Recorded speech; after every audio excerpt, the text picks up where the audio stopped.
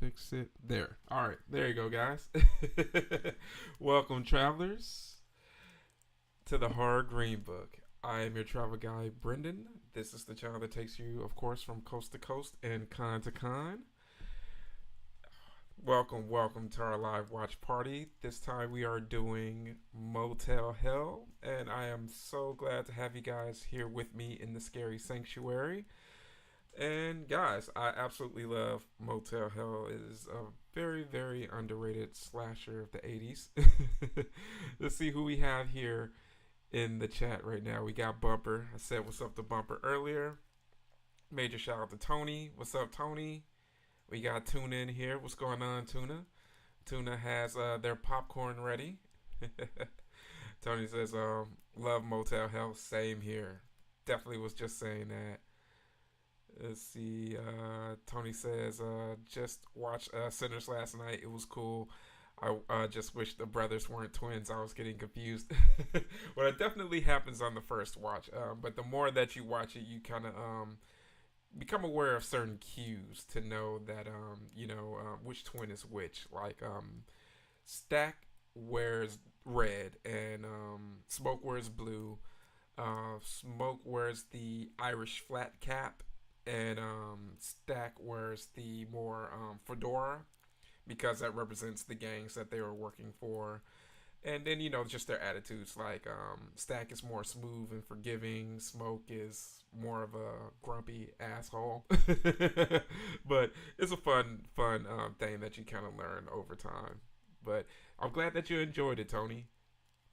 Hey, what's going on, Brando? Glad that you're tuning in for a bit. Miss you too, buddy. We got Old Restless in the house. What's going on, Old Restless? And while we're talking about that, guys, make sure to hit that like button, guys, before we start the film. We will be starting Motel Hell at 40 past the hour, like we usually do. We're going to give everyone some time to come in and, get settled, go ahead and get those snacks ready, and all the good stuff to get the movies queued up. And this film, of course, like always, is available to watch for free. You will be able to find it on Tubi. You've never seen this movie? Oh yeah, you've never seen Motel Hell? It's kind of like the poor man's Texas Chainsaw Massacre in a lot of ways. Is very much so in a lot of ways like that. But it's more so in a lot of ways like Texas Chainsaw Massacre 2, to where it turns up the humor. So I really enjoy it. It's definitely one of those ones that is a fun watch to take in every. I would say it's a good annual watch for sure. So I'm glad that you'll be catching it with us for the first time, Bumper. I hope you enjoy it. But yeah, man, hopefully everyone enjoyed their weekend. Unfortunately, I did not get a chance to go out to Mad Monster Party. I just had all types of things that just came up to where I just took it as signs to where it's like, you know what, I shouldn't miss out this year. Maybe go back next year, depending on what time of year that it flows on and what else is going on. But I'm thinking of going to the Phoenix area in September for Gathering of the Ghouls. So, as I mentioned, I was, granted media access for that. So that definitely cuts down on the costs and things of that nature with travel to cons. So I'm thinking that I'm going to go check that one out, and it will be my first time, supporting Jason, who's the owner of Terror Trader out there in the Phoenix area. I would love to check out his con. So it looks like it's going to be a fun time. But it's been a very big week for the Green Book gang.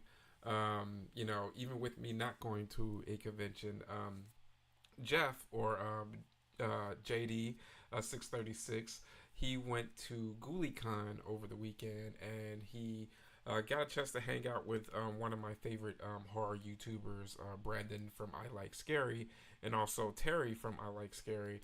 I've met Brandon once, and I've met Terry once at Horror Hound, and they were very cool guys. I like checking out their content. Brandon keeps me pretty up to date in regards to like horror news and things of that nature.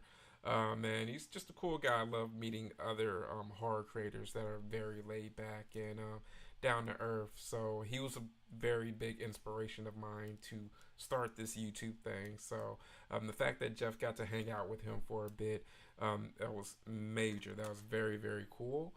And speaking of Jeff, while I'm thinking about it, major shout out to his buddy Brett, who has a YouTube channel by the channel name of Collecting with Cool, and he's the one who actually put out the Green Book, Horror Greenbook shirts that I showed to you guys earlier. That I will be sending off to Bumper this week. I should be receiving a few more of those shirts to give away to you guys very soon, so stay tuned. If you guys aren't subscribed to the channel, make sure to hit that subscribe button, because there will be more shirts to give away so that you guys can represent. He was wearing his Horror Greenbook shirt, and Brandon from I Like Scary noticed it. And I've given him a sticker from the channel before, and I've chopped it up with him. So he recognized the logo, and they kind of hung out for a bit. So that was a very, very cool thing.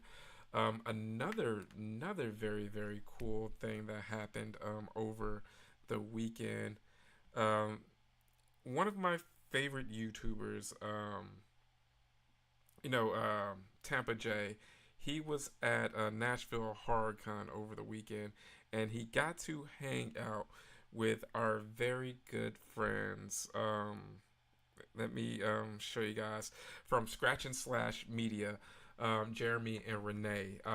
They had a panel about horror content creators at Nashville HorrorCon, and Tampa J just so happened to sit in on their panel, and he released their video, his video earlier today, where he showed some of the footage from their panel that he sat in on, and he included clips from advice from the horror YouTube creators that Jeremy and Renee know, and so he included the clip from the channel as well on there. So that was very cool. The Horror Greenbook got a good little bit of exposure over the weekend, thanks to the GBG. So that's awesome that you guys are spreading just the channel out there to other people and helping this channel just getting bigger and better, guys. So I really, really thank you so much for your support in everything that you do, whether it's just hitting that like button, whether it is a super chat or a super sticker. I will remind you that your tour guide does accept tips. So if you ever feel the need to give a super chat, it is much appreciated, but don't feel like you have to, guys. And lastly, guys, just hit that subscribe button. We're about to start Motel Hell tonight, so guys, I hope you really enjoy it. If you get mixed up in regards to ads and such, feel free to ask for a timestamp so that we're all along the same time. But guys, it's gonna be a great time tonight, guys. I can't wait to hang out with you guys, see what everyone's talking about. Most of the cons out your way don't have good guest lists, so after Midsummer and maybe Vegas, I'll attend one, but won't go to cons for a year. It sucks, but I hope Texas Frightmare in May next year. I feel you on that, Bumper. Well, man, that just gives you extra time to just save up for the ones that you really want to go to, because there's no need to spend money on a con that whose guest list that you're not really digging. So I feel you on that, man. Hopefully it is Texas Frightmare, bro. I would love to see you down there. Jay is horrendous in your opinion. Hey, everyone has their opinion, though, wrestlers. First time I saw this was on Monster Vision. Oh, it's a Monster Vision staple for sure. It is definitely a one of those ones I do remember seeing Joe Bob doing that night. Hey, we got Vero in the house. What's going on, Vero? We are just about to start, guys. We're less than a minute. Before we start off with some Motel Hell, always excited to hang out with you guys for a live watch party. Alright, guys, hit play so we can enjoy some of Farmer Vincent's fritters. Hey, we got Papa Goss in the house. What's going on, Josh? We got Donovan. What's going on, Donovan? The gang's all here, at least for the most part. I'm pretty sure a few more people will stop through. Yeah, I think probably my first time watching Motel Hell was probably watching it on Monster Vision.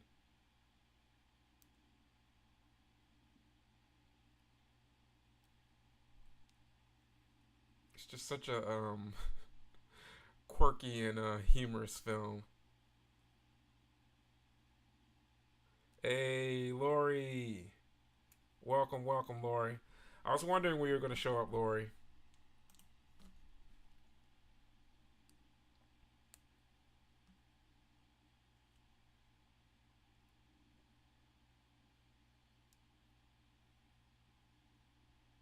Yeah, it's going down tonight.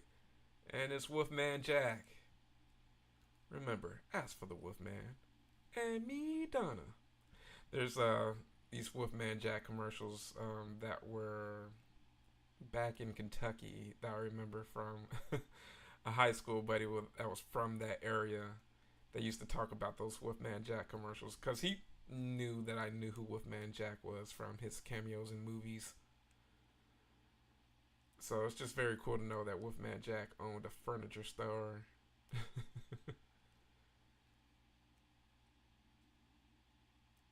You're just editing your short for the giveaway win from Vero. Nice, nice. Yo, that's dope. Yo, I love hearing that, guys. Can't wait to see what you got, Josh.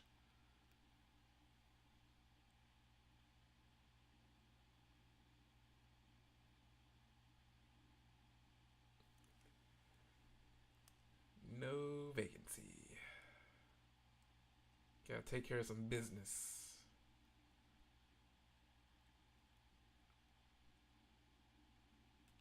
I'm glad that the Eagle landed, Josh, in regards to the package.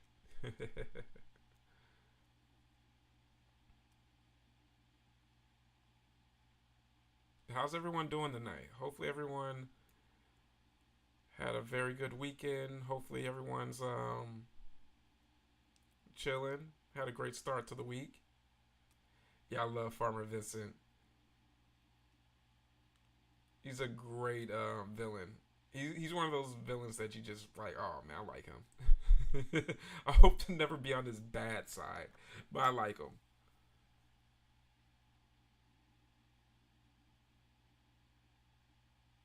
I mean, he's riding in style. Very cool pickup.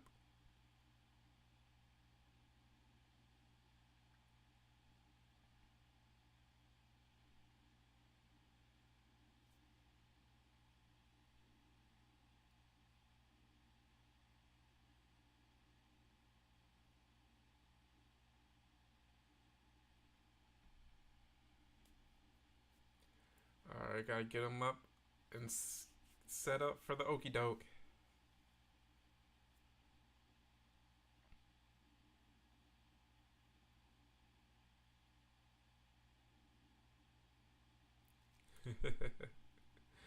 That's cool, Vero, that you had a giveaway.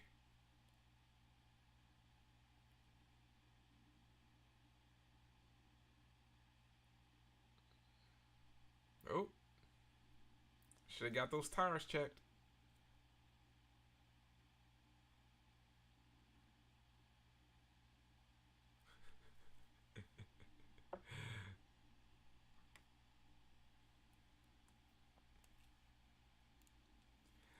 What the hell's the difference between a motel and hotel? The dumpiness. Generally, in a lot of cases, but if I'm not mistaken, isn't like motel supposed to be like mobile hotel for like travelers that are trying to do road trips? So it's just like, all right, motel right off the road, sleep one night and get on your way.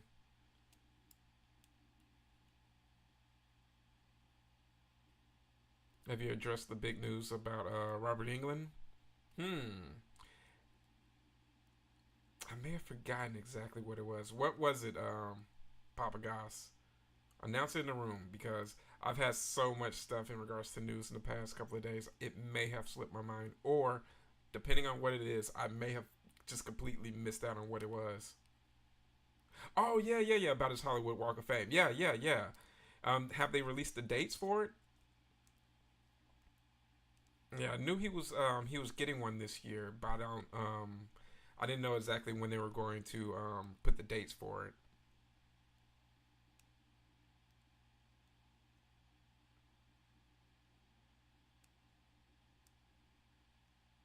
11 a.m. on Halloween.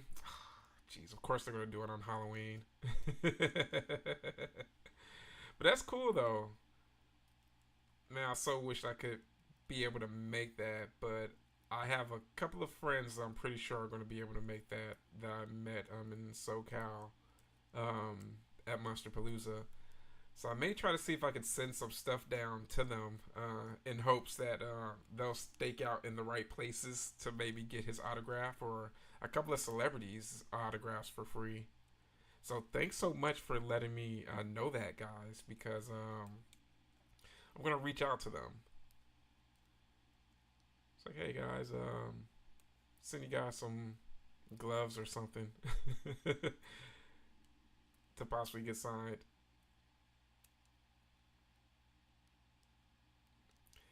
Yeah, this is one of those things. So much stuff is gonna go on Halloween. Too bad you can't, necessarily be in multiple places at once. If I could clone myself for that one reason, it would be for that.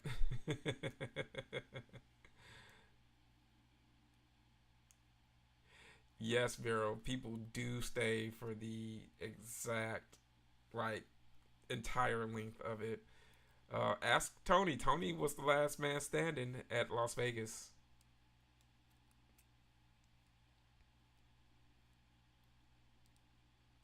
Yeah, I really hate that, but I'm pretty sure I'll get a chance to catch him again. Hopefully, he'll make it to Scarefest.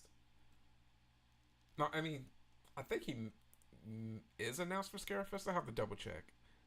But I know we're waiting for possibly Patricia Arquette being announced for that. But yeah, Vero, it's going to be a marathon for sure. And the funny thing is, I know people are going to be meeting up like earlier that day anyway, and then hanging back out because they announced the official hotel, which is going to be the Crown Plaza downtown. I think the average for like the cheapest room is like $100 a night there. So it's gonna be a lot of fun. I can't wait to see you there. It's gonna be awesome, Vero.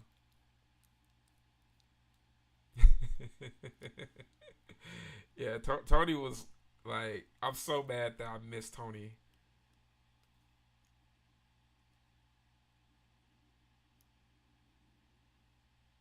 Look at that bumper. I mean, and then you're more new towards Joe Bob anyway, so I mean,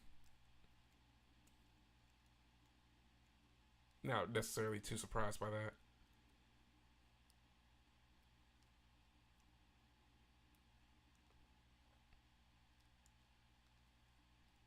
Beers and burritos. I ended up falling asleep tonight around right. Fell asleep night two around 7 a.m. for a sec and woke up in the parking lot by myself. I feel you. Yeah, I feel you. I mean, it was awesome falling asleep in the lounge chairs and just waking up. Oh, the movie's still going and just hanging out, vibing.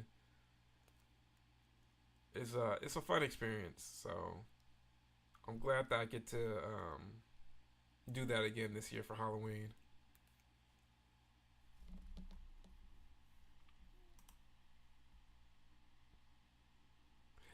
Vera said I can see that happening to you, but being the last, yeah, exactly. Being the last one standing is very, very dope.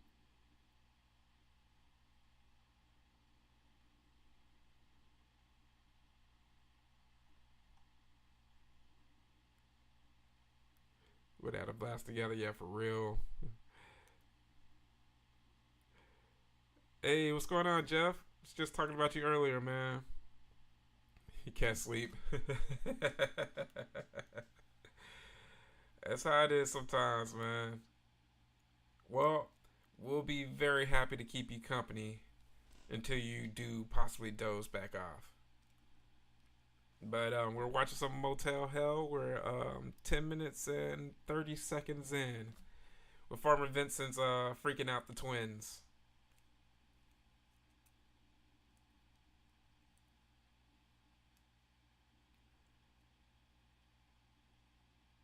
Farmer Vincent, smoked meats.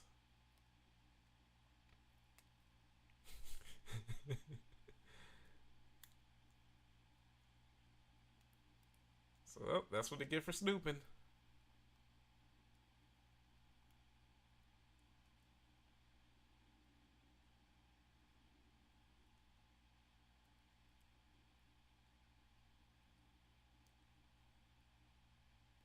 That's a very cool tractor, though.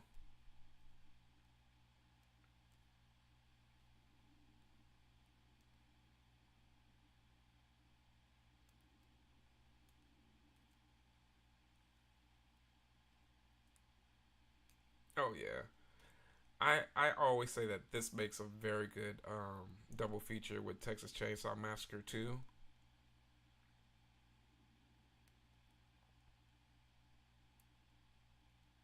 Just good and hokey.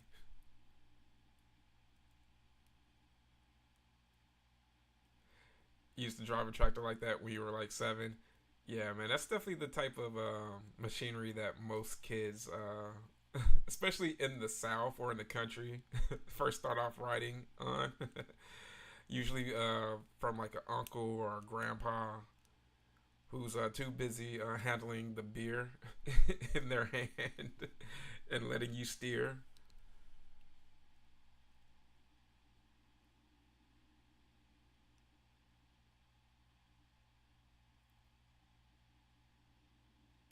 Exactly.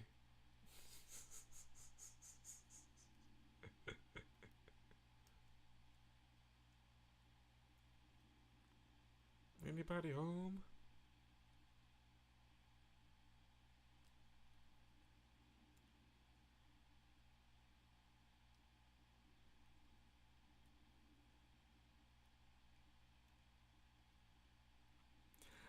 Another thing that I really like about this is the set design, especially once you get a little bit closer towards the conclusion. That's one of the parts I really, really like about this. You put flames on your grandpa's tractor. Nice, man. That's dope, man.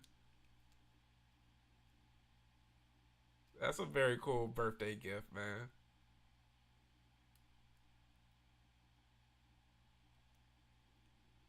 The chick was so cute in this.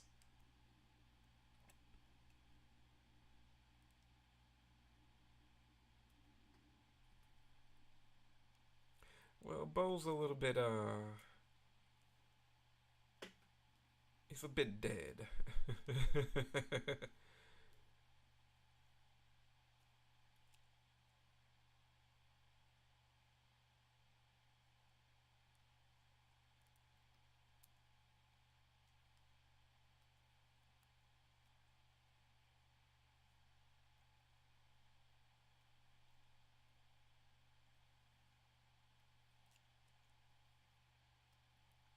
Yeah, we just bury strangers out here.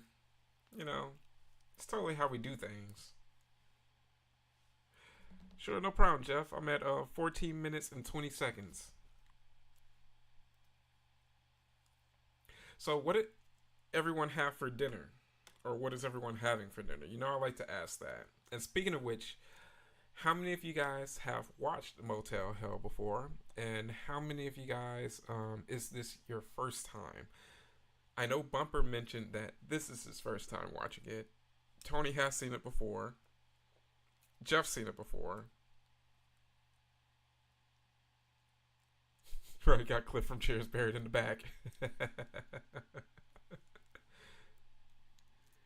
Either taco chop, taco. I'm about to say taco chop, taco shop, or canned chili. All right. Pizza, burger and fries. Nice, nice. Meatball subs. Alright, it's Vero's first time watching. This is a fun one, Vero.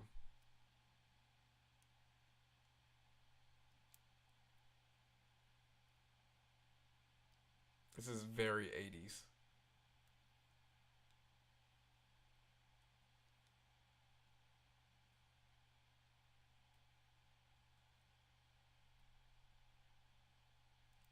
Yep, we got the evidence right here.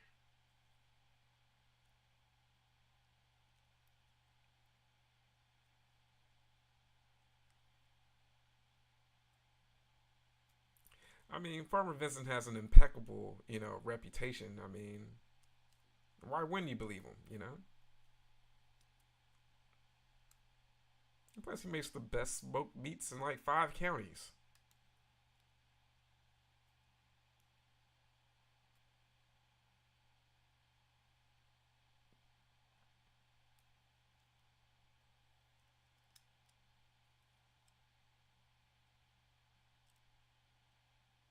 Yeah, we'll put it up for free. There you go. See, as someone's whose ancestry comes from Arkansas, I must say I'm pretty proud of Farmer Vincent's pig suey right there. That's some top-notch pig hauling right there.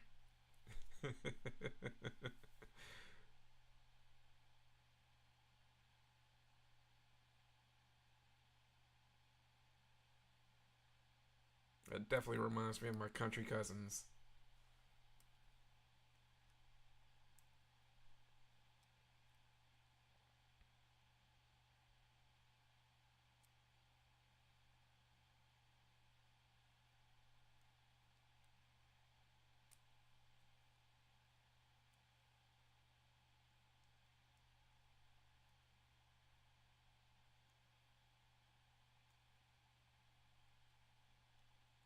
That's right, man.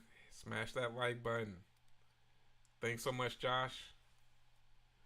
Oh, little piggy. Free bacon.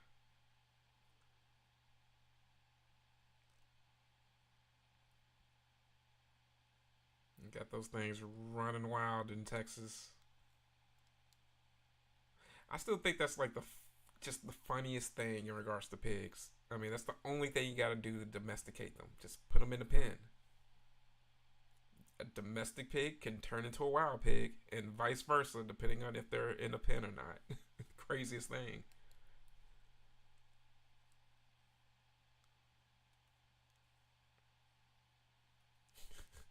Tony says there's no such thing as a year's worth of bacon.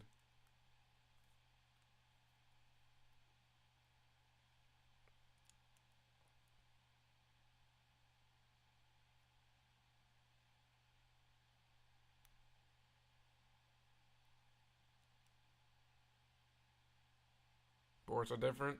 You know what's funny, Bumper? They're not different. They're literally just the same.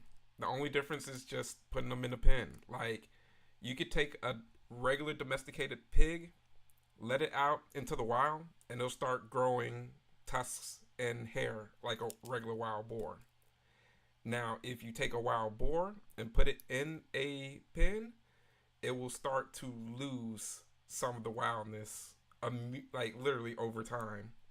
There's this dude whose YouTube channel that I watch who that's what he does. Like he'll actually like trap wild boars and domesticate them just to show people how it's done.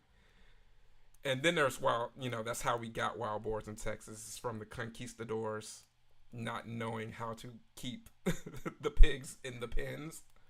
So all these hundreds of years later, we have to thank them for the wild boars going all through Arkansas, which is crazy. Or Arkansas, Texas, and all over the Southwest, which is crazy. But they're considered a pest, so there's no hunting season for them. So literally, you have people that have these traps, these huge traps, and they'll feed like boars in the area, and they'll drop them wirelessly because they're watching them from a camera, and they'll basically like mow down like 30 to 40 like boars in one session and just give away the meat. Hey, it's a dirty job, but someone has to do it, right?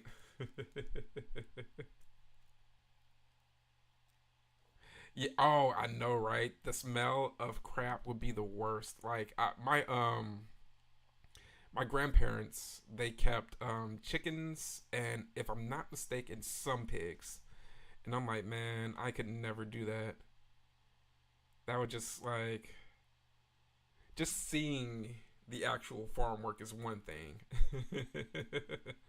Being a bit removed is another. Where I'm just like, oh, okay, I enjoy the meat and everything. Like I can do the hunting for like wild boars and things of that nature. Yeah, that's kind of like doing something necessary. They're destroying like tons of farmland. But like the little cute little farm pigs. Oh no, I couldn't do that. And then not only that, but you know, like you said, Bumper, the crap.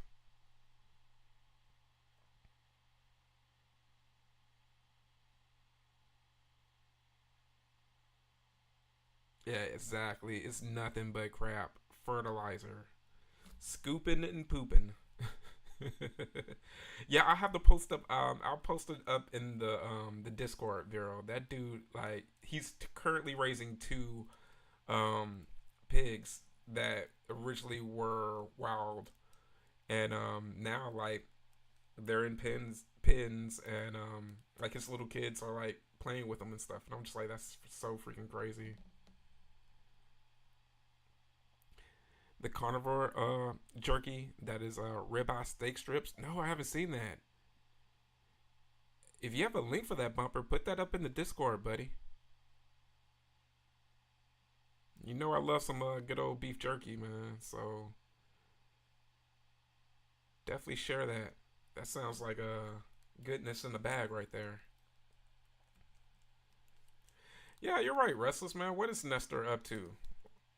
Put us on Triple T.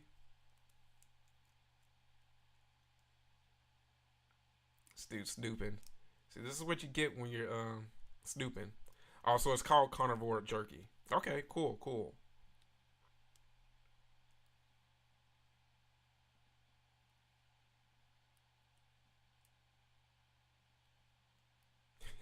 He had his first panic attack. Oh man, that sucks. Triple T. What did he have his panic attack for? What caused it? Hopefully he's doing okay. Hopefully he's way better now. That sucks. Had a good time at GhouliCon. Very small convention. Sledgehammer Horror had a premiere for their indie horror film, which will be on YouTube. Nice, nice. Hey man, like I was mentioning that earlier, Jeff, about you. I'm hanging out with Brandon and Terry. That's so cool, man. They're very cool, down to earth guys. So I I'm glad that you got a chance to really hang out with them and vibe. But and also like that with small conventions as well, because you get to see their growth over time. And with it being a YouTube creator based convention, I'm looking forward to checking that out next year, especially if the dates work out for me. He said, "Did you relieve his anxiety?" His neighbors shoot their guns off all the time behind his house. Oh yeah, that'll do it.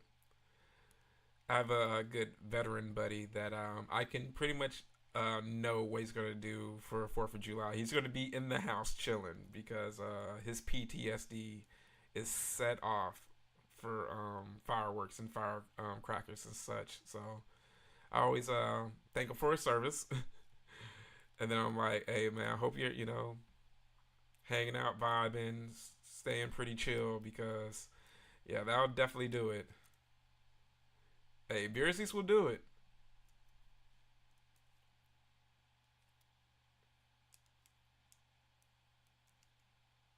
It's kind of like the paint job Bumper gave to his grandpa's trailer.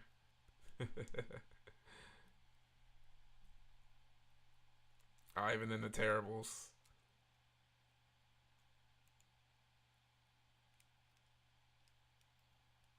Hard-working band there.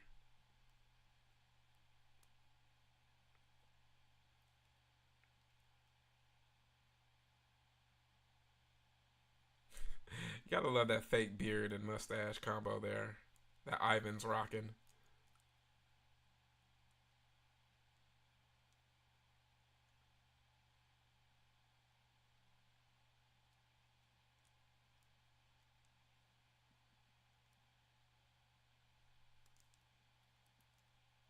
Oh man, that 80s dirt weed.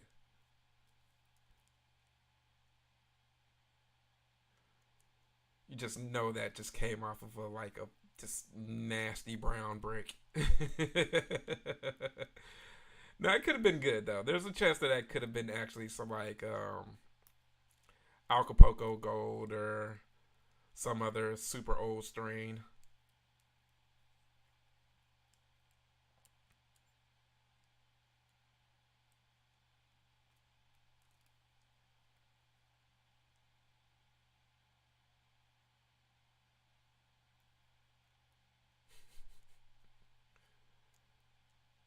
I love how Farmer Vincent just really has all this like worked out to a science.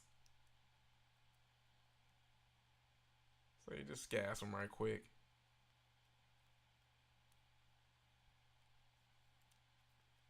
Oh, lack of ads tonight? Hey, that's always a major plus.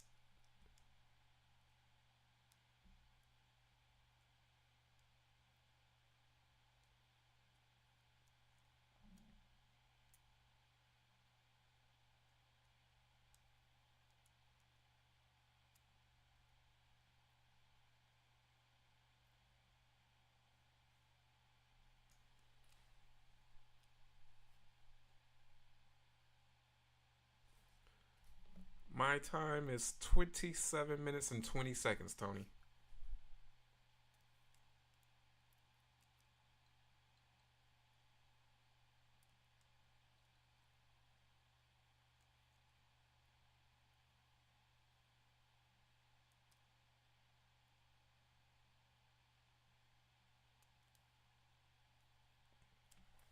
He said they were awesome. Might meet up soon since we live close and Brandon has family where I live. Showed him a Halloween light up knife Brett makes and he wanted one. Yo, that's dope, man. I'm glad that you guys are made a cool connection and stuff, man. Like, and then not only that, but the fact that Brandon does a lot of stuff in regards to like travel and going out to different locations and such. So I definitely look forward to meeting up with him another time and hanging out and vibing.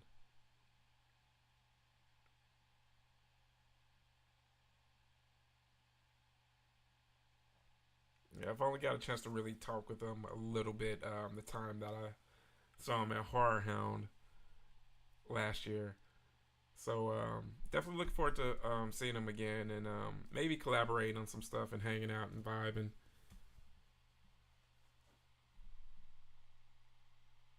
Because he definitely inspired me to want to do this YouTube stuff. I just, talk my opinion. It's cool to know that he's doing like short films and stuff. And pretty soon he's going to be doing like something full length. I know it. So that's, something that I see and I'm like, wow, okay, I could actually do the same myself. So it's always cool to just meet with like minds and just really just get that good energy flowing.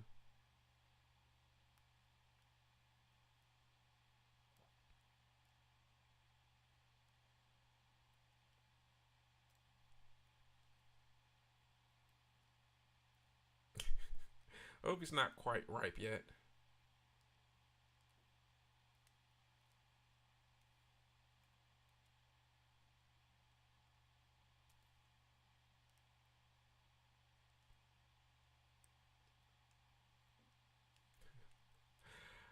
I always just think of like, how did they just come up with the thought of like, okay, we're just gonna put them in the ground,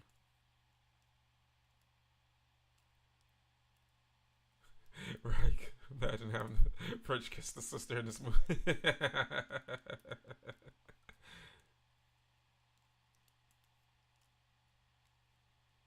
It's like, uh-oh, tractor's backing up. What could this mean? We were talking about his trip to Cali for the for H45. Yeah, he went to H45 for that. I'm definitely excited for H50. Definitely doing that, especially now that I've made more connections and I've have met a few people that have gone to H45.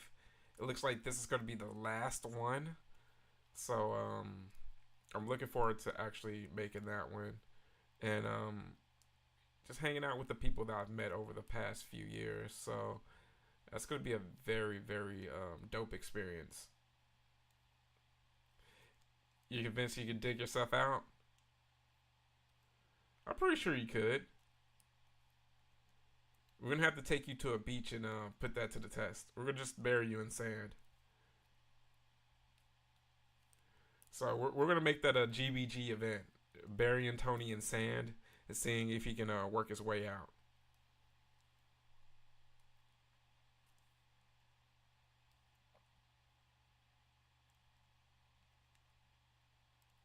But speaking of that, have you guys seen those stories about people doing that and it's leading to like sand avalanches?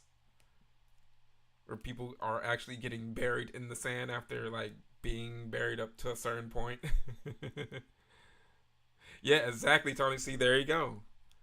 Yeah, you could actually get sucked into a sand avalanche.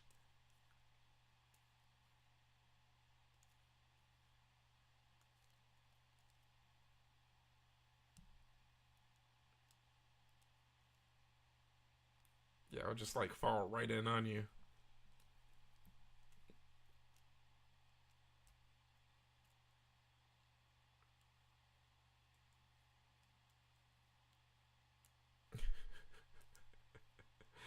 Uh,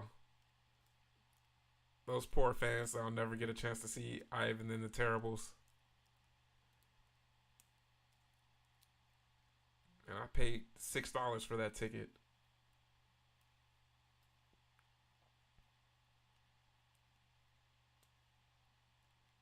The Dorito Slim Jims are gross. Thanks for the heads up.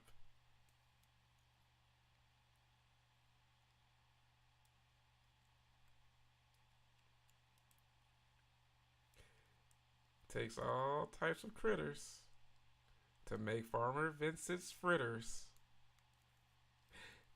Yes, Jeff. There's a lot of Porky's vibe with this. Love Porky's, by the way.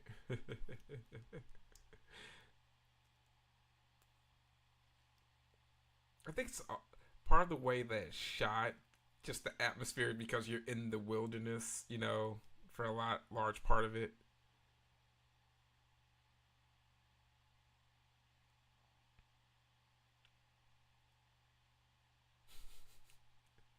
What year did Cheers come out? Cliff looks the same age. Oh, you drug him.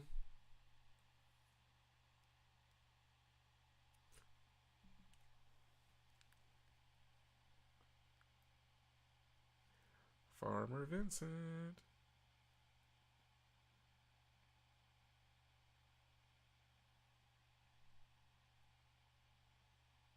That's an awesome belch right there.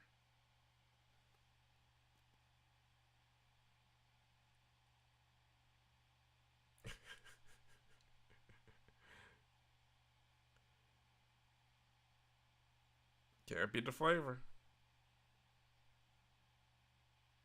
It's like the most tender.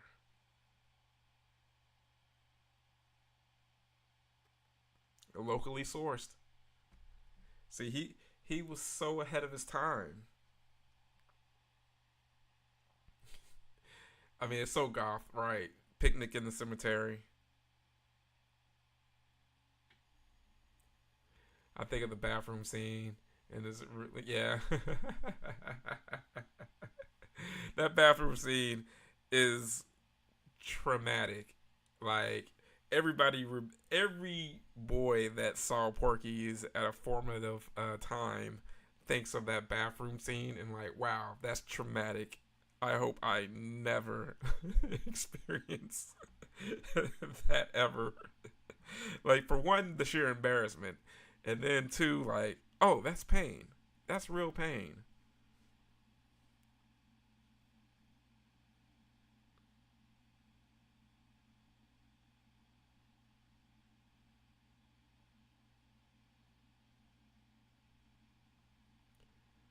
Meat's meat, and man's gotta eat.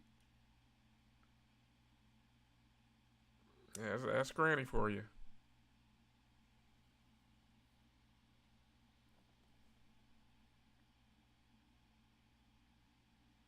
Got Porky's on tape in the Atari 2600 cart.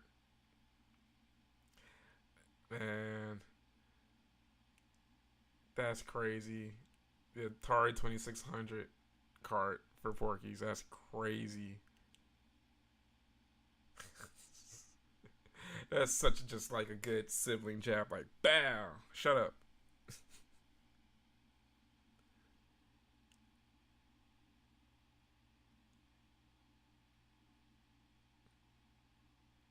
About to spoil the secret.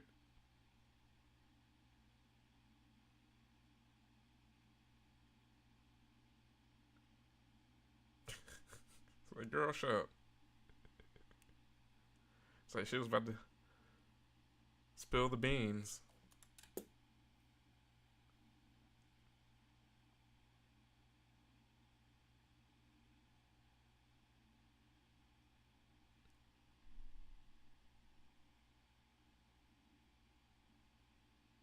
Just a nice romantic scene. Just take you out on the lake while we just have just dined on some human meat. So what's it like to be a cannibal now?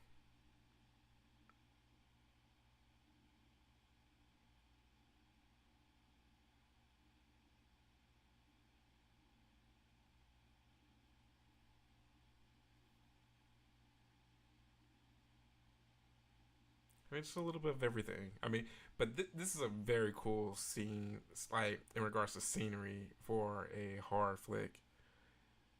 So I mean, I can see them just saying, "Hey, we got this little bit of a lake here. What are we gonna do with it? Just have this random romantic scene that has nothing to do with anything for the most part. That lake looks like a sewage processing. So I try not to get any of this water on you.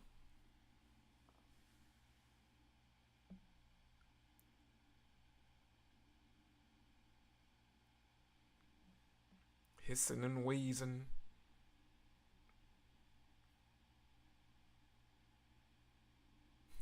I mean, it is. I mean, it does seem to be less work than chickens and hogs. I mean, they may be onto something.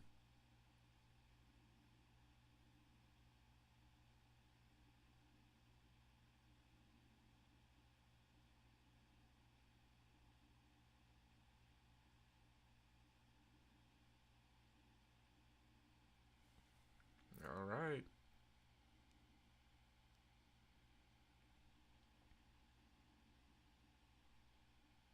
maybe it's a possibility.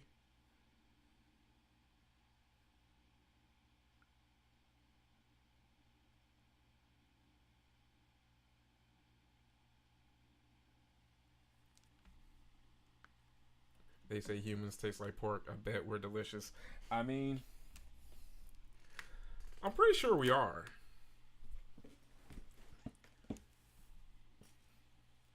I mean, you got to think about it. Top of the food chain.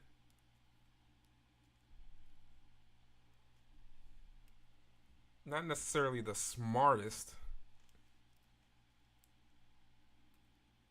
So, I mean, I can see why it would be the most ultimate taboo.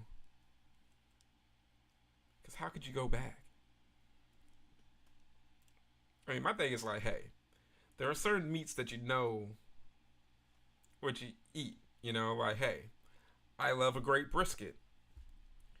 Brisket tastes like brisket. There's no substitution for brisket. Oh, we got some dong for you, Tony.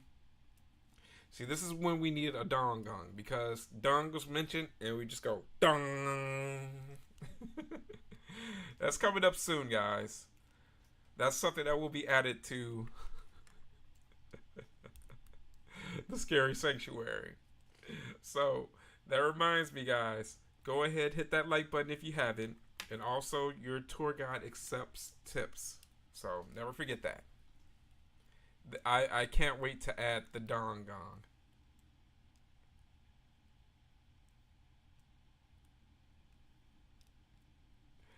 But yeah, so I could totally see like the Donner party. It's just like, oh yeah, they ate the people that didn't survive in their party. So that's not something you can necessarily live down to. Like, hey, I have to survive, dude. Or the guys from that soccer team in what was it? Was it a soccer team or was it a rugby team in the movie Alive?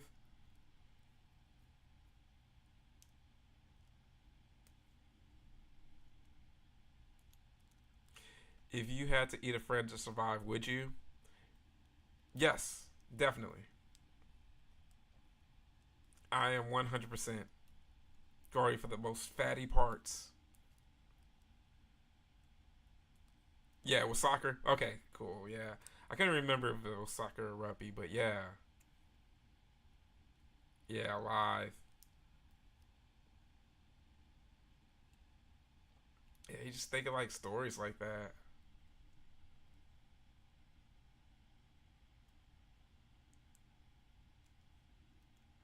Or like the real like oh you guys have you guys ever heard of the real story that inspired Moby Dick?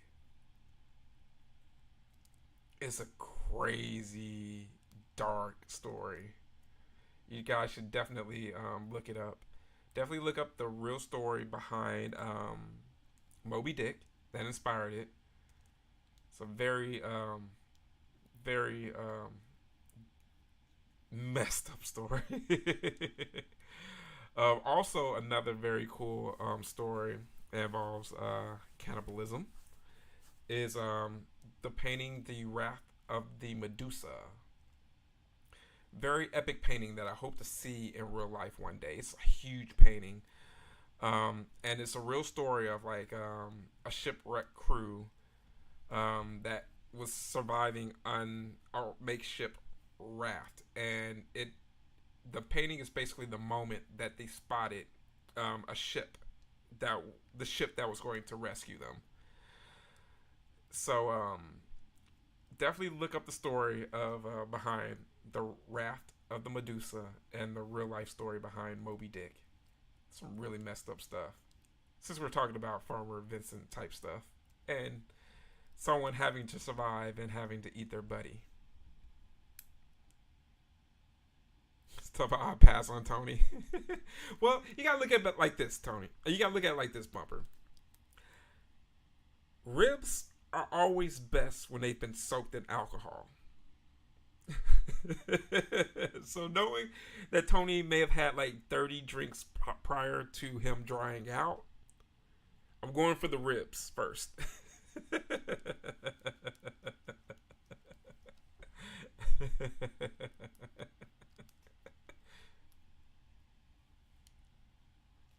You said Bumper, I'll be you first on first. Oh, that's hilarious. Say it's all yours.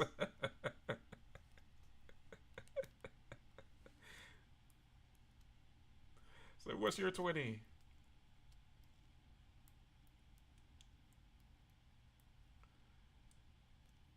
Hey, that caddy's pretty tough. You're gonna have to put a little more umph into that bump there, Farmer Vincent. They don't make those caddies like that anymore.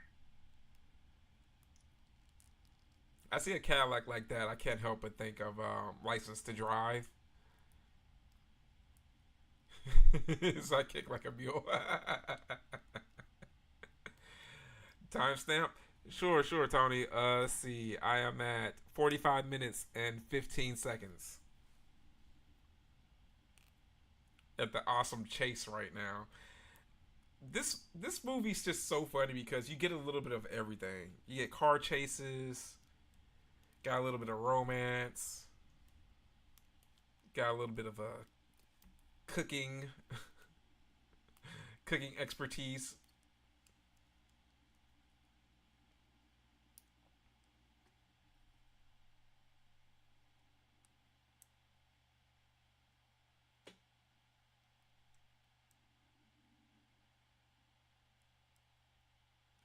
Trying to get rid of her psycho style.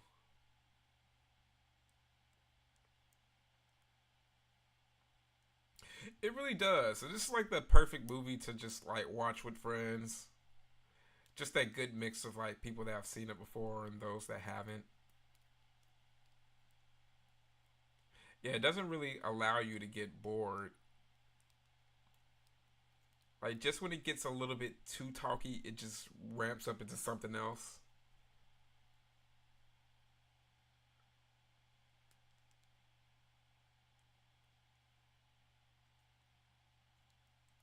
It gives you a little bit of what you need. You know, it has you a little bit of boob, a little bit of dong,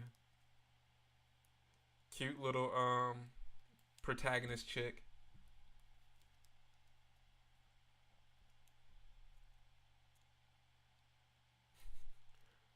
the lovable police officer, Farmer Vincent and his crazy sister.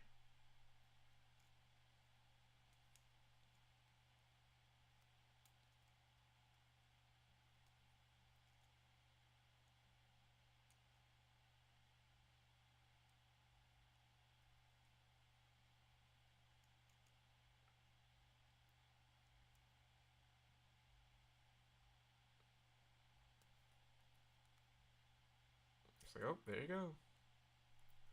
All part of the process.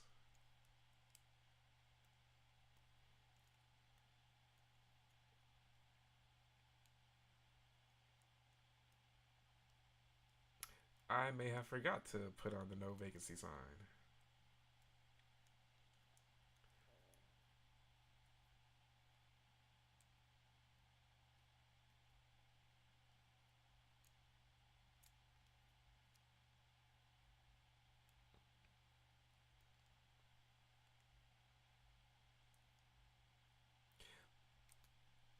The story about the cookbook killer. I think I mentioned him before. There's another psycho that was selling human meat pies to people. Oh wow, I did not know about that. Poor man's Gallagher. So the third Gallagher brother.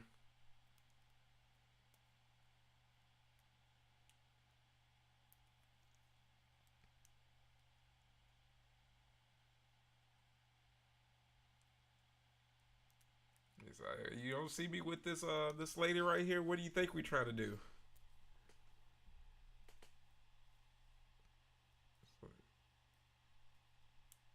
The Talk is Jericho Cookbook Killer podcast. Okay, I'll check that out. I'm always down for some true crime.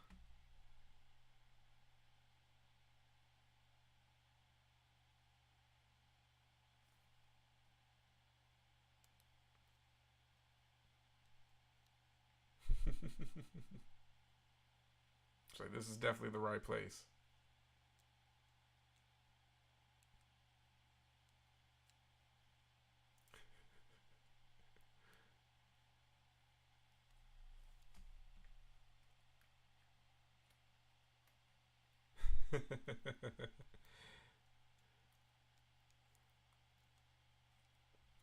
Wow, really? Well, that's one way to save the cost of meat at a barbecue. I mean, I know it costs a lot to feed a few people at a backyard cookout nowadays, but that's taking it a bit overboard. Wow, it's pretty sick.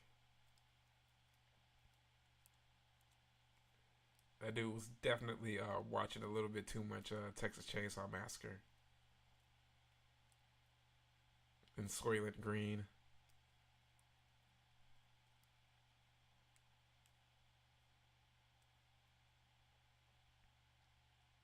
Yeah, that's crazy. Yeah, I'm definitely gonna look into that. Like stories like that are definitely just stuff that I'm just like, wait, someone really did that?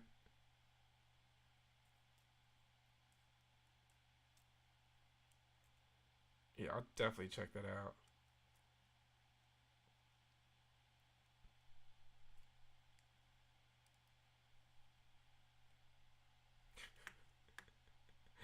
That dude is such a Quagmire type dude.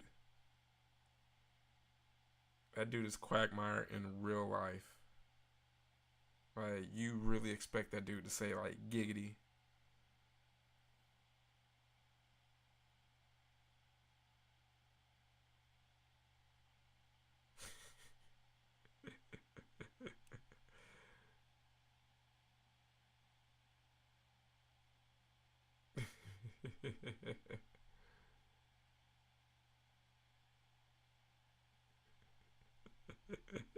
Oh my gosh, this scene always just makes me die laughing. It's definitely one of my favorite scenes. It's hilarious.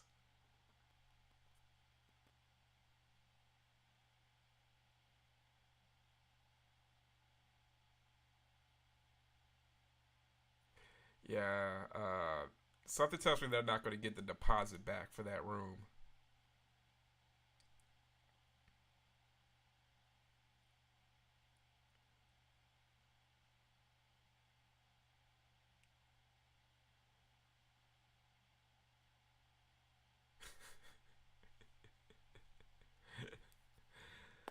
Yeah, something tells me Tony would get invited to their room very easily. Yeah, exactly. Shotguns right there. Just typical motel in the South.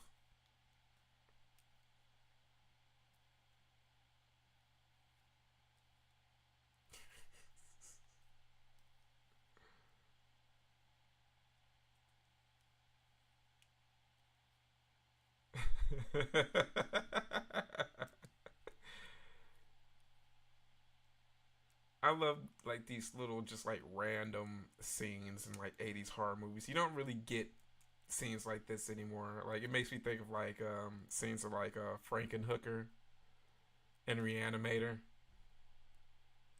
It's just like these random little kinky scenes that are just like, okay, there's nothing sexy about this. This is just more funny than anything.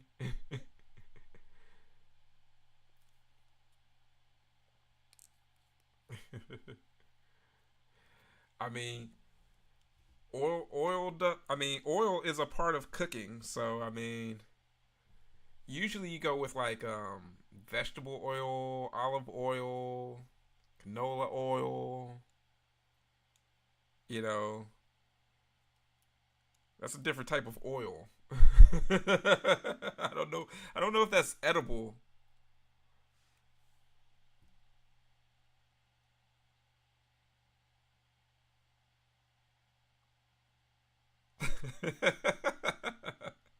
I'm not even gonna lie.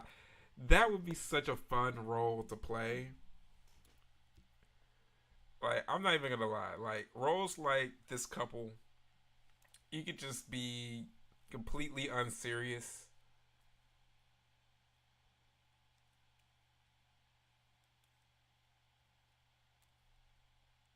Yeah, I know, right? Vegetable oil when it's like the last resort. So bad for you.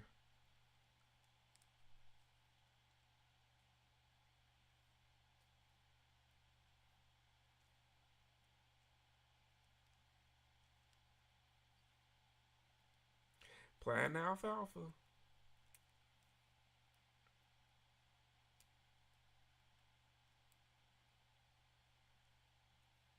The ancient artist meat smoking.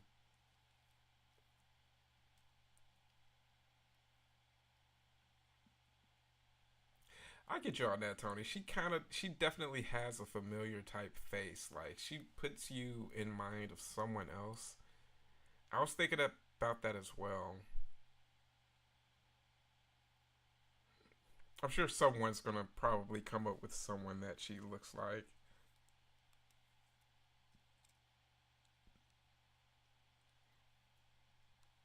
Oh, that good old Stockholm syndrome. It's kicking in.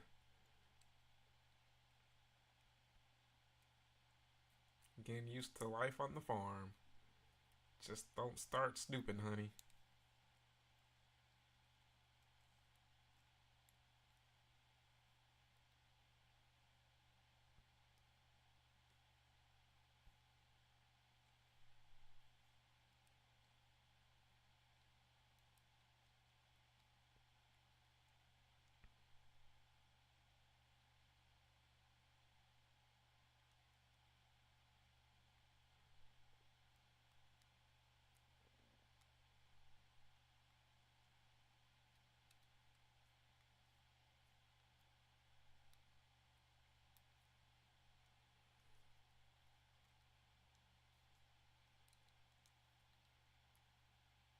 Got a good old meat slicer. Is that bologna? Yeah, I know it does. It's like I don't think the health inspector has went to Farmer Vincent's very often. That's for sure.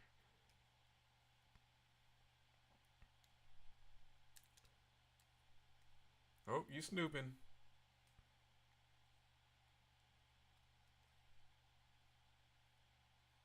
Sybil's definitely on my mind earlier this weekend because I was watching The Last Drive-In, and this week was Vampire Week, so they did a Sybil Danning inspired cosplay for Darcy um, after The Howling 2, or inspired by The Howling 2.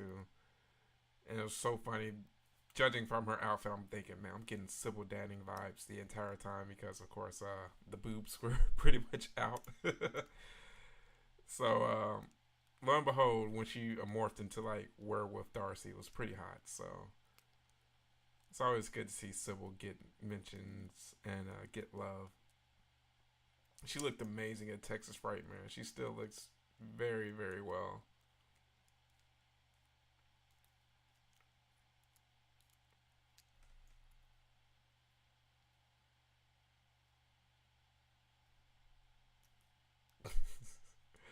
Say, don't let that floaty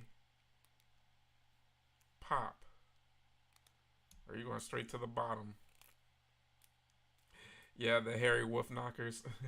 There were more than a few jokes about werewolf Darcy and unlocking a few kinks or furry related kinks. I was just like, well, there you go. I'm glad people are expanding their horizons. Oh, so she flirts with everyone too. That's awesome. Yeah, I'm still a bit sad that I missed Sybil's panel at Frightmare. Like, that I'm so bummed about that. So I'm hoping someone eventually puts that up. Yeah, because I had to basically stay in line for Patricia Arquette's autograph, and they didn't immediately start the virtual lines until later. Oh, there you go. I can't swim.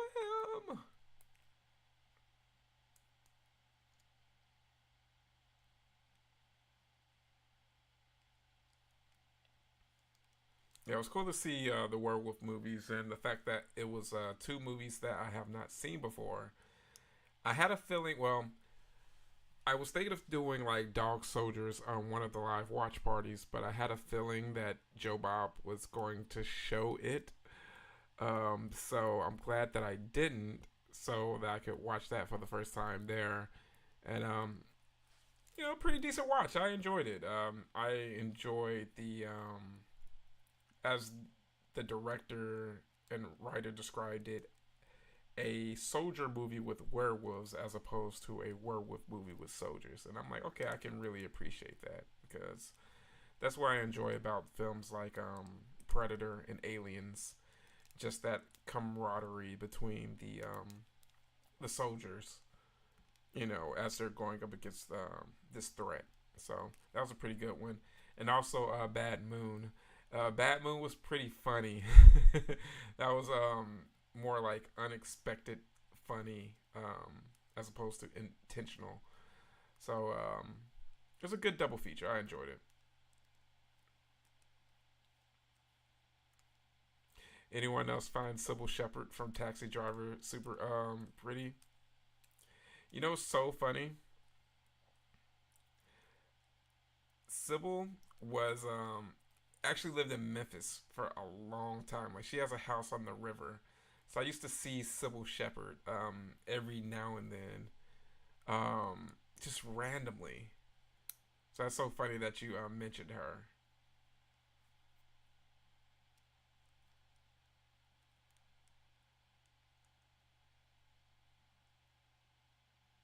Yeah, that's so funny that you mentioned that. Like I totally randomly forgot about that until like I saw her name. I'm like, oh yeah, I remember seeing Sybil a couple of times.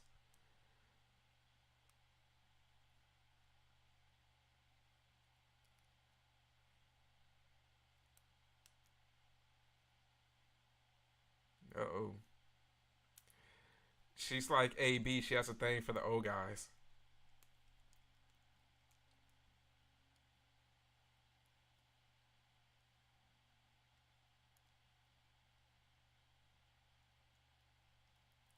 I'm gonna make a decent woman out of you.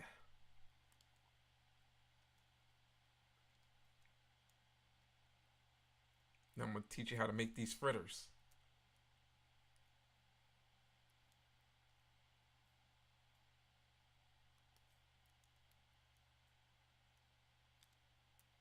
Marky.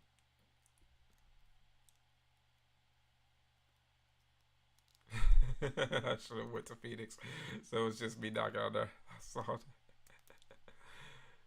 Wolfman Jack. She's probably getting some rest. I know she was super freaking tired after that long day. She'll probably show up if I'm able to get what I'm needing to done early for disgraceful double features. I know she was glad to have that celebratory beer.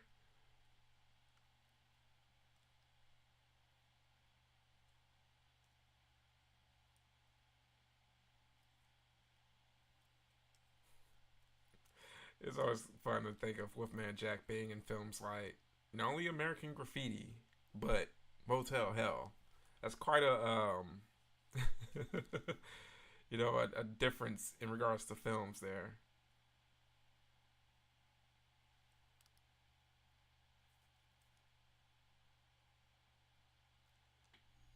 Yeah, sure. There you go, Pastor. Yeah, American Graffiti is a good one. Actually, I should say a great one.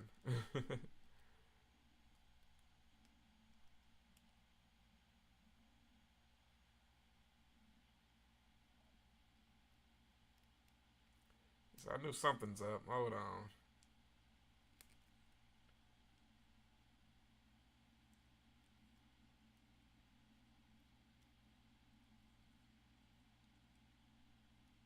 So the little sin. Exactly. Let me go ahead and investigate this later for research.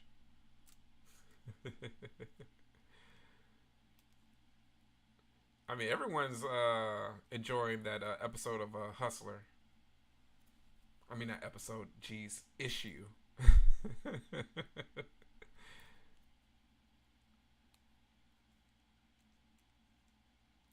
Finally found a guide to buy you a Blu-ray of entire Married with Children series for $100. Hey, that's a pretty good deal there, Bumper.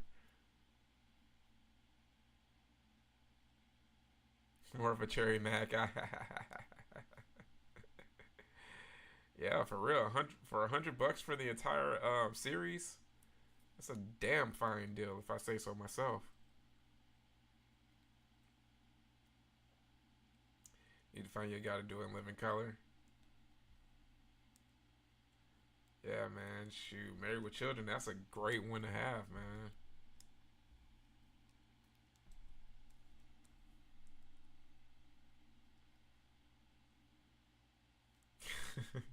So you sick? You want those old thingies? It's old balls, like in Big Daddy.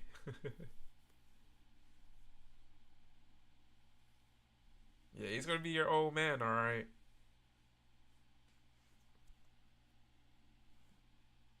Yeah, she was such a cutie.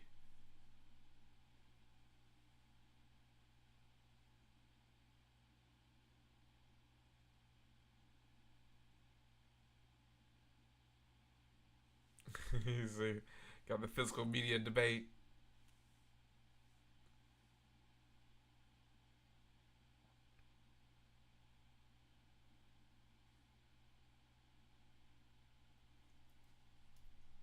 Uh oh. You better get.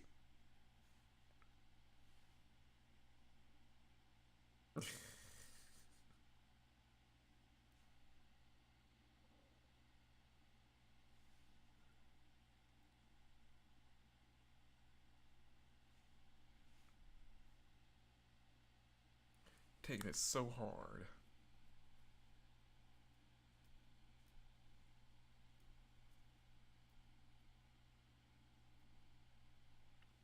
I mean, you technically are on his property. I mean, you should know the law.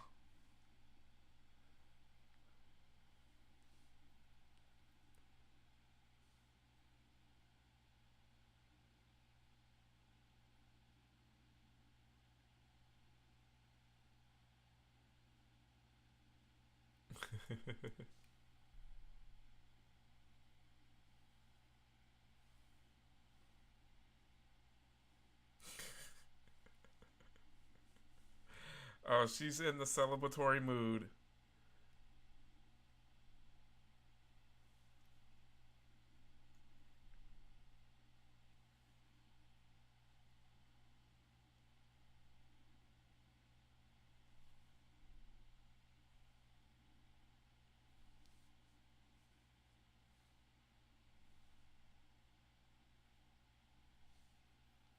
Speaking of physical media, I'm so mad I missed out on Center Steelbook. Have you seen what it's going for? Know how much is it going for right now, Papa Goss? You had two copies in my cart on Grub and waited too long to order and they sold out.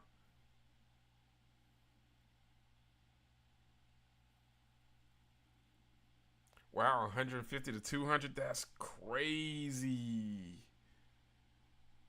Man, it's crazy. They really decided they were just gonna go ahead and snatch all those up.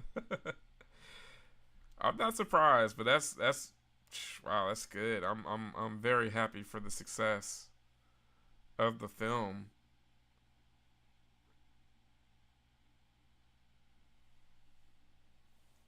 Drink up. It's a beautiful steelbook.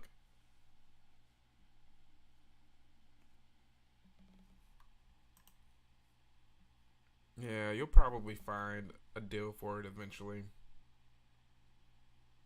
That's the cool thing about the thrill of the hunt. You know what you're looking for, and you know the price that you're willing to pay for it, and you'll eventually come across it. But yeah, I know what you mean, man. I hate missing out on something like that sometimes, where it's just like, okay, I'm waiting, and then sometimes it just completely sells out, and you're just like, ah, crap.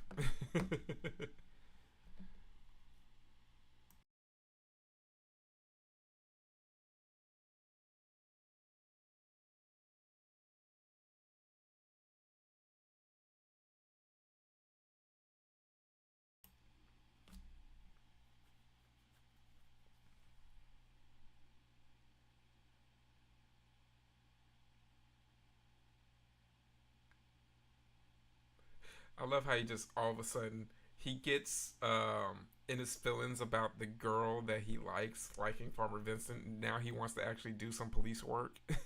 just like, oh, this dude died like a week or so ago, and all of a sudden, you're like, oh, something strange.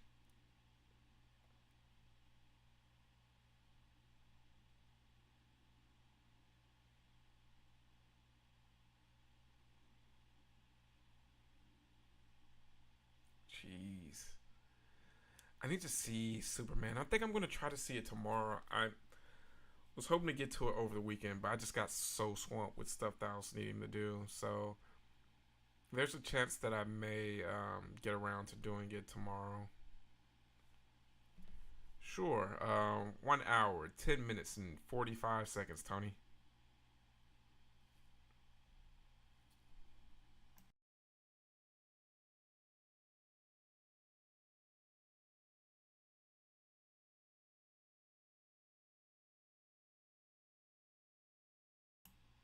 Get some hypnotism going. You're getting very weepy. It's gonna make you feel like you're on acid without you having to take acid.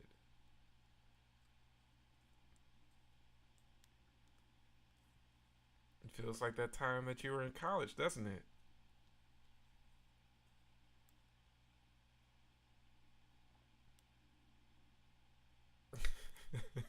He's like, ah.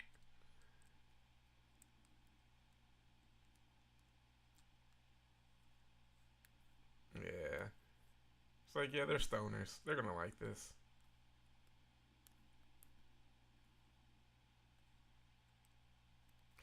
I'm not gonna lie. I have to applaud Ivan's fake beard and mustache. It's been holding on very, very well.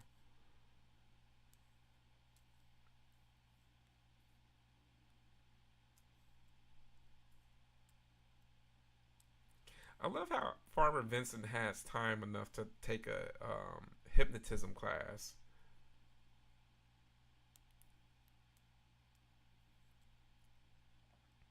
It's like, what does this man not know?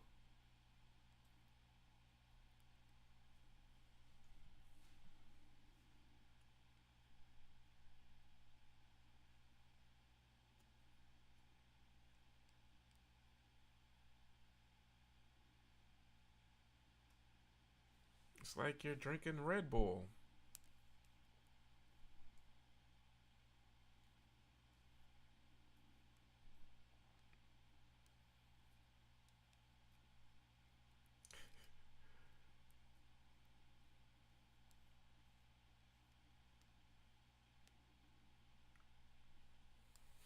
Fake mustache looks like Christian Bale.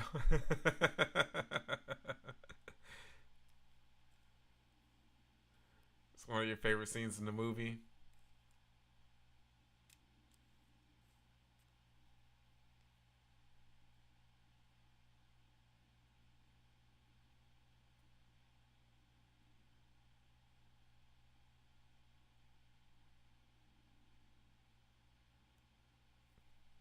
Crowd control to Major Tom.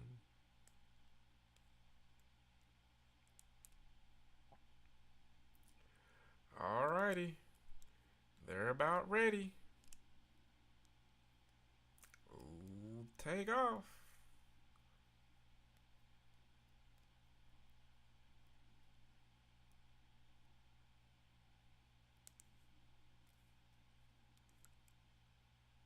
Well, that was a pretty, I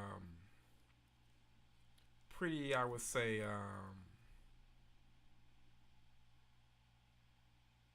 nice way of euthanizing them. I mean, you hypnotized them, you know,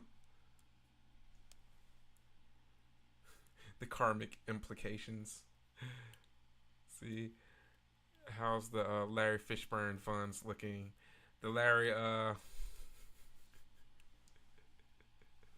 yeah, they. I was definitely looking into that. I'm going to send off the poster this week. Um, what is the what are we calling it now? Like, it's not Fishburne now. It's, gosh, I forgot what it was.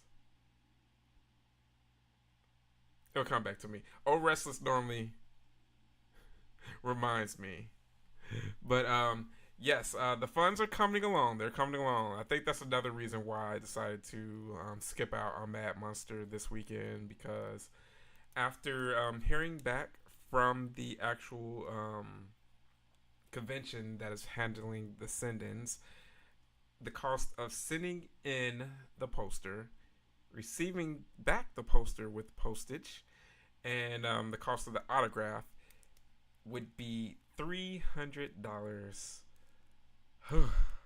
So, needless to say, this would be the most expensive signature that I have obtained ever, ever. And I don't see many being much more than that I'm wanting to add to my collection. If they are more than that, I'm pretty sure that the celebrity's probably dead or they very rarely do signings. So, needless to say, I will continue to be doing live streams and things of that nature and live watch parties in hopes of receiving more tips into the Lawrence Fishburne tip jar. But thankfully, the signing takes place, I think, about the weekend of the 8th. And I have like 3 days to pay for the signature before then. So I'm going to go ahead and send off the poster and wait until the last moment to actually pay for it. But yes, that is going to be a rare one for sure, though. And yes, you are right, Jeff, that it is still less expensive than Mark Hamill, because like Mark Hamill's like close to like what $600 or something like that, and that's just like his signature on like an 8x10. That's not even getting his signature on like a premium item. So I'm definitely counting my blessings. So let's just say if I was actually at that convention, the actual autograph would have been a lot less expensive. I think like $70 of that is actually going towards shipping. So if I really look at it, his autograph's more like 230. So it's way more doable, and way more. It makes it easier for that pill to swallow for sure. Yeah, Mark is super pricey, and I get it. There's only one Luke Skywalker, so you know, that's out of my league for a signature. As much as I would like Mark's autograph, I can't see myself spending that much on an autograph. I mean, if I do, it would have to be one of those things where I'm saving up for an entire year and I'm getting contributions from the GVG to help soften that blow. But even then, I'm not that hard up for Mark Hamill's autograph. So I would much rather meet Mark Hamill than to get his autograph. Actually, Harrison Ford just announced a private signing, and he's 800 to 8 to 1200. Man, see, I love Han Solo. I love Indy, but man, that's a little bit too much for me. Like, and he rarely does signatures. But yeah, that I'm priced out of that one. Like, I would have to like hit the lotto, or like really make my YouTuber goals to where it's just like, okay, I'll spend that for an autograph.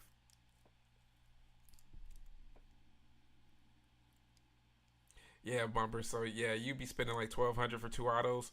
What would you be getting? Like, I mean, for me, I would have to get something Star Wars related, and I would probably get something Joker related for him. So, but yeah, man. But also just be like, man, I would want something Star Wars, and I would also want something Empire Strikes Back. So it's just like, damn, man, it's a hard decision. And there are some people out there that got deep pockets like that. They're just like, oh yeah, I'll spend that on that. It's like, man, must be nice. Must be nice. 1,200 ain't shit if your dad or your kid is a goalie. Yeah, exactly. Now that would be nice. That's why I hope one day the kiddo does strike it rich one of these days.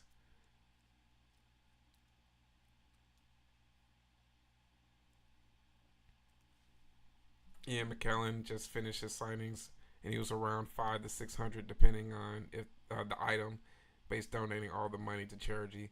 That's cool. And I mean, Ian's definitely not hurting for money, so that's pretty cool to know that he's doing that. Sir Ian. When I got Warwick Davis, he was 80, but Billy D was 300, so I decided nope. Yeah, exactly. I would love Billy D as well, but that's hard, man. I mean, I would love to get, Billy D, man. Slando, man.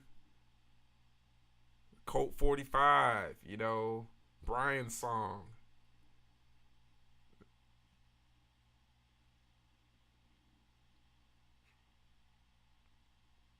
Oh, yeah, hockey gear is pricey.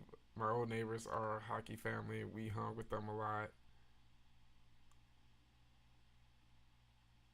Return of the Jedi, Sleepwalkers, and Body Bags. So three. Yeah, exactly, man. And I love Sleepwalkers. So yeah, exactly. That's another one.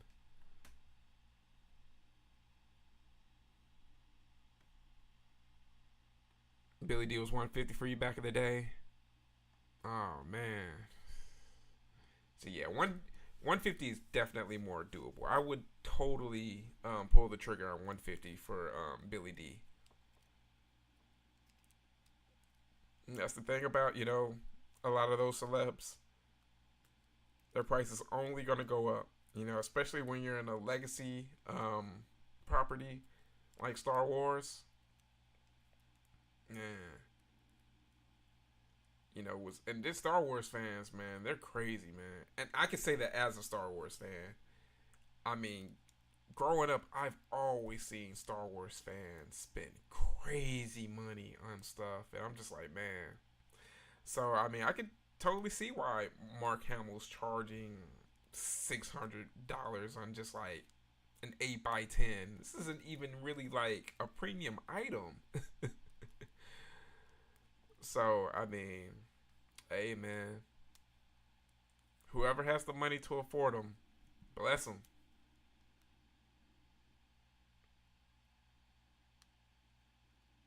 Yeah, as much as I love Star Wars, I'm signed my Batman Steelbook, and he signed it Harvey Dent. Oh, that's nice. Yeah, I would have loved to have seen Billy D as actual Two Face. You know, that would have been such a cool look.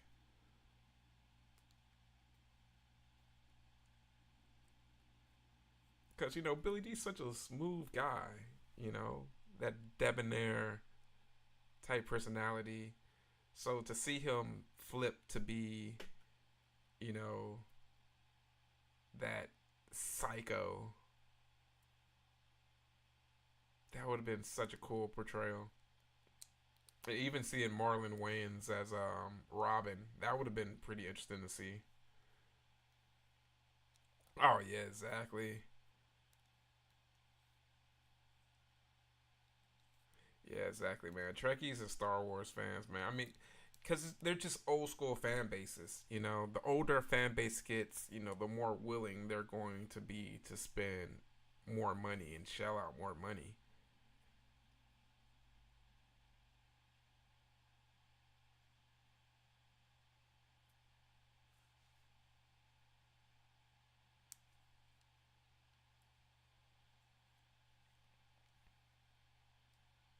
They did an awesome comic book series called Batman '89. Yeah, yeah, I've seen a few of those images from Batman '89. That's a very cool concept.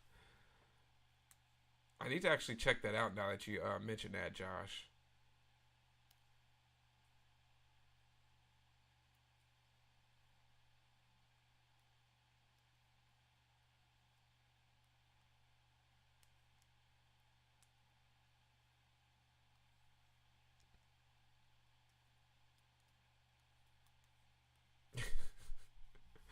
They're just like stumbling about right here. So they're loose. Star Wars conventions are crazy. I go to one in Nashville. That's it. After going to Star Wars celebration in Chicago, never again. Every price is jacked up. Exactly, man. and they know fans are going to pay those prices. Like, because you got to think about it. You got people that are strictly like vintage collectors, and then you have people that are just all encompassing collectors that just want to buy everything. You have people that are completionists. You have people that are into certain characters and only collect certain characters.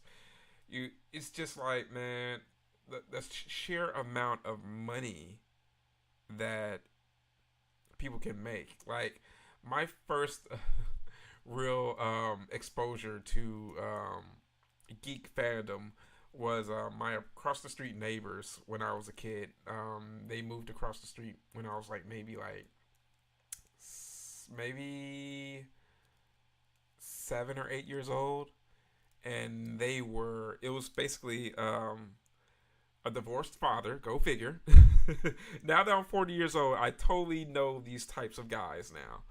Divorced father, um, and he had a teenage son and a daughter that was like maybe 11. So his son was like maybe like 11, 12. Daughter was like maybe like 9, 10. And they would come to visit every other weekend. So that's how I got to know the kids. And, their dad was like this cool collector. So he collected a bit of everything. Super cool room full of like collector's items and things of that nature. And as a kid, I was just like, wow, that's so cool that he has a room like that. So I never forgot them, and just really laid a foundation for me wanting to like do the same things as well. Yeah, I'll have to check out that episode, Tony. Marvel actors and actresses are getting high too. Yeah, exactly. Like, I'm so glad that I'm not a huge fan of those to where I have to get those autos. Do they normally wait this long to show the list of the autograph selfie prices? I've been checking the website for this weekend. I'm still not seeing anything. Yeah, yeah, yeah. You're right, Bumper. In regards to that, yeah, some sites show them and some don't. That's why for a lot of people, sometimes they'll scope out where what other convention celebrities have been to, so that they can kind of get a gauge to see how much certain celebrities may charge. Sometimes those prices may go up or down a little bit depending on the convention, but generally sometimes they kind of stay the same.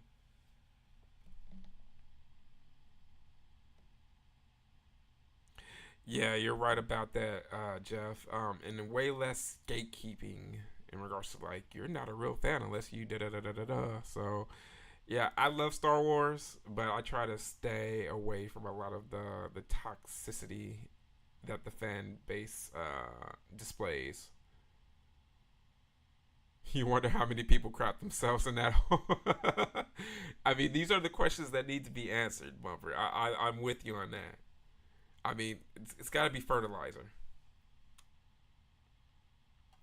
So Rod made a post about the auto prices and table prices last week and said they don't have all of the prices for everyone. Okay, okay. Until that makes sense as well too. Yeah, but man, I'm so sad that I won't be there to join in with you guys at OKC HorrorCon. Like, I'm so sad about that. But if all goes well, I'll be with you guys next year. And I'm hoping to be at Tulsa HorrorCon. So if any of you guys are thinking of going to Tulsa HorrorCon in what is it, November or December, I'm planning on being at that one.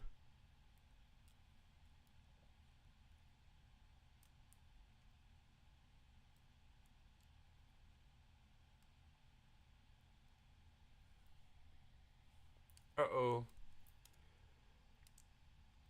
Attack of the Vegetables, the human vegetables, I should say.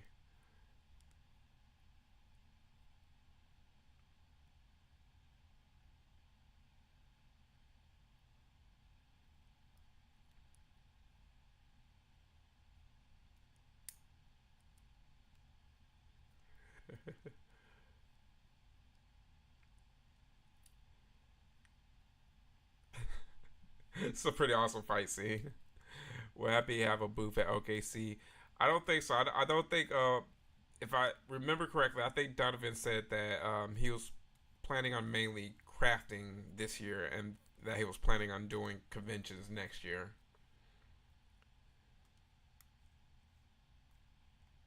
I'm in a lot of auto groups on Facebook, and I've seen some of the prices for guests, and they are around 40, 50 to 60. Doug Bradley apparently charges 50 for auto, and yeah, he charges 50 for auto. It does come with the selfie, thankfully. Yeah, sure, Bumper. I'm at 1 hour, 30 minutes, and 45 seconds, man. Yeah, for real, Josh. I would really like that, man. For real. So definitely keep me posted on if you're thinking that you'll possibly go to Tulsa. Um, I definitely want to go.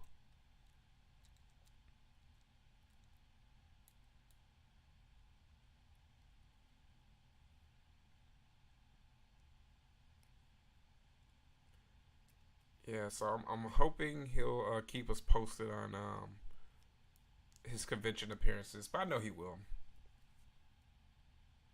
so that we can put it up in the Discord and other places, so that people can be made aware.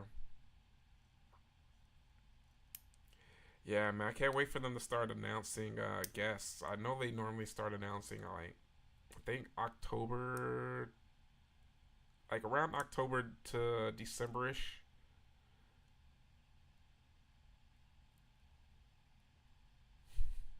A little shameless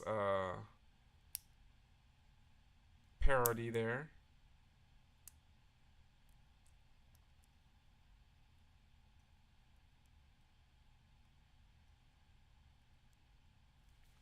Also, he got some new stuff in that he's working on. Nice.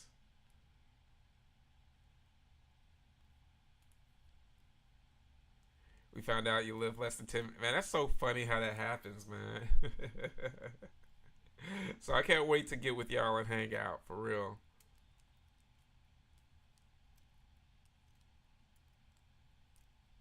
That's so funny how that works out. Is Torchies in Texas still decent, or have they completely sold out? You know what?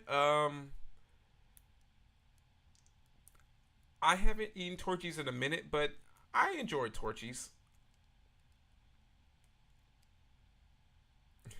I may go to Days of the Dead in Indianapolis in December, but they will probably postpone. Man, that's so crazy, Jeff. That's crazy that that's three postponements in 1 year, basically. So, I mean, I don't think that I'll necessarily donate too much more of my attention to a Days of the Dead convention other than the Vegas one.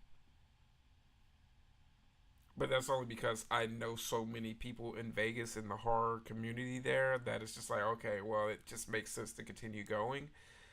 But, they canceled Houston last year and they haven't announced a new date for the Houston one. That was supposed to be postponed, but I guess we could say that that was canceled. They postponed the LA one, and now they've postponed the Phoenix one. So that's not a good, you know, it's not a good, you know, it's not a good visual there, in regards to, the optics, because if I'm spending money to travel for a convention, you don't want to have to go through cancellations and things of that nature, it's a lot. And then not only that, but I feel so sad for those vendors, And granted, I get it. The promoter for Days of the Dead basically,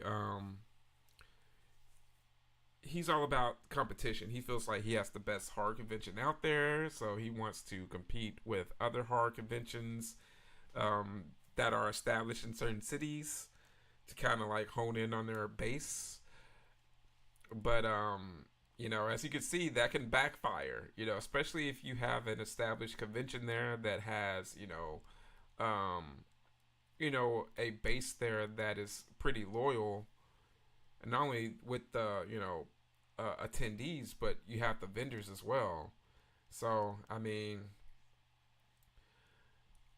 that's not a good thing. You know, three cancellations in a year. So 20. Let's see how the rest of 2025 is going to look for Days of the Dead. But I don't think that I'm gonna, you know, dedicate much more of my time for a Days of the Dead convention other than the Vegas one. And that's also because the Halloween party convention goes on around that time. Well, it's not a convention, but it's a trade show. So I could kill two birds with one stone doing that. But you know, you're gonna see how that goes. I mean, at least I could get free alcohol from the from one of the booths now. So we're gonna see how that goes. Yeah, man. Like that's not good for your brand to cancel. You know, when you're a traveling convention to cancel three in a calendar year. Yeah, man. And then they had to cancel with the Terrifier cast. You know, that's their one of their biggest draws for Days of the Dead, and for them to have to cancel like a week in advance. So they had to scramble and find another show, which they were able to find, but they weren't making as much money as a horror convention because it was like a last minute thing, and then it was like an all encompassing convention as opposed to a horror con. So man, that could be something that could end up being a bad thing for their relationship. Because if I'm a celeb and I'm on the books for a convention and then the convention is canceled or postponed three times in a year, I'm gonna say like, all right, well, maybe I'll look at these other conventions. So it's crazy. Hey, we got Anthony in the house. Bro, you inspired me to start my YouTube channel, Fear and Loving for Halloween. Hey, man, thank you so much, man. I mean, that's really big news, man. I'm glad that you started your channel. So I'll definitely make sure to check it out, Anthony.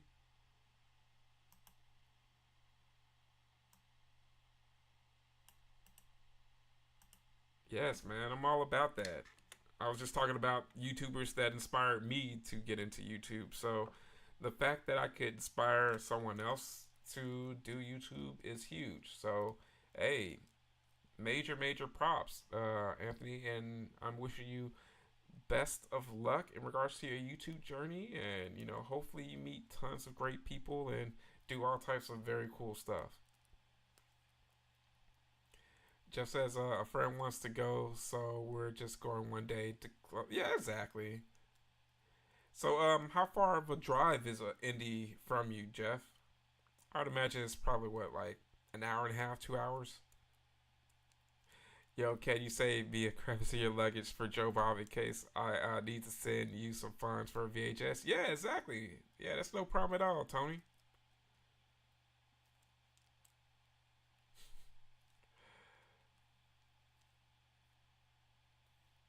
Go face down in the dirt like an ostrich.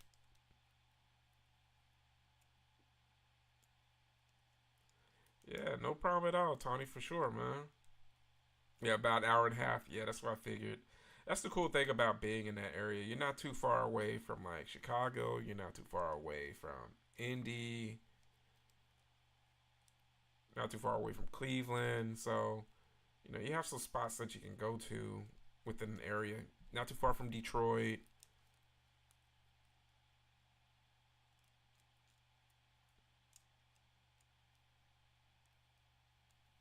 Oh, it's the Motel Hell.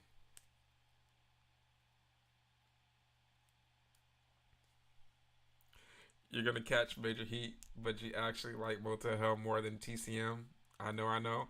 I mean, TCM doesn't have anywhere near as many boobs as this. So this certainly has this up on TCM. And it doesn't have a super annoying Franklin. So there's another leg up. So I mean, I won't give you much. much attitude in regards to that, Tony. Man, that's good old Motel Hell. Love this flick. Such a fun one. You're going to Halloween Horror Nights? Nice, nice. Yeah, I'm hoping to go to Halloween Horror Nights this year as well. Um,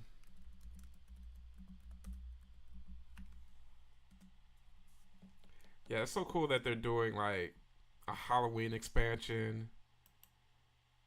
Yeah, so they're doing HHN a Halloween expansion in Chicago, like they're doing in Las Vegas. So I think they're gonna do like other places as well. So that's gonna be dope. So it's cool that they're gonna be another. There's gonna be another Universal Horror Unleashed. So man, that's so dope. I'm all for it. Yeah, that's gonna be great, man. So I mean, I'm gonna look forward to it. That would be just another excuse for me to go to Chicago and just go hang out and vibe. Because I want to go to. Well, I've been wanting to go to either. I know there's a Days of the Dead Chicago, but I may go to. There's one Flashback Weekend in Chicago. I hear Flashback Weekend is absolutely fantastic, so I can't wait to check that out. So that will probably be the time that I will go to Universal, Horror Unleashed in Chicago. So that's going to be a dope time, guys. I'm glad that Universal is just doing all these new things. They're opening like a small little Universal thing for kids out here in DFW. So they're doing all these things and expanding in all these different ways. So I'm looking forward to doing that. I want to check out HHN sometime this year. I think I may be able to make September work, but I'm debating on if I'll go to Orlando or if I'll go to Southern California. I know in Southern California they're a bit more relaxed in regards to filming the haunted houses and the walkthroughs. So I think I may go that route. So I'm going to do a bit more information and reach out to my contacts at Universal because I actually have contacts out there now. So the Horror Greenbook is coming up, guys. We're getting new opportunities and more things coming along the pipeline. So just stay tuned, guys, and with you guys' continued support, we're just gonna do bigger and better things as time progresses. As I mentioned, Jeff crossed paths with I Like Scary, and geez, Renee, and they did that also in Nashville at Nashville Horror Con.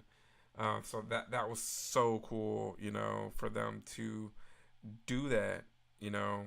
So um, with Scratch and Slash. So guys, I thank you so much, with all the different things, Jeremy and Renee, Jeff, Bumper, Tony, Happy, you know, Josh, Lori, Vero, all of you guys, AB, all of you guys do so much, in the week by week, and what we're doing here in the Horror Greenbook. So I can't thank you guys so much. I can't thank you guys enough. Yep, I'm going with somebody from that area because with my luck, I'd make a wrong turn. Yeah, especially Chicago, man. Chicago's a bit much to drive through. So I'm definitely going to be on my P's and Q's whenever I make it out that way again, for sure. Yeah, it all starts with the seed, that's for sure. So well, I haven't decided on if I'm going to do SoCal. If I do, it's going to be for, Universal for um, Halloween Horror Nights.